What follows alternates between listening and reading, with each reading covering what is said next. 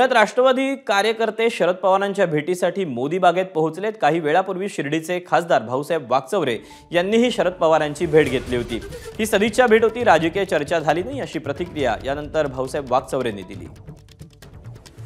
महाविकास आघाडीचे नेते म्हणून आणि निवडणुकीनंतर प्रथमतःच मी आज या ठिकाणी आदरणीय शरदचंद्र पवार साहेबांना सदिच्छा भेटायला आलेलो आहे।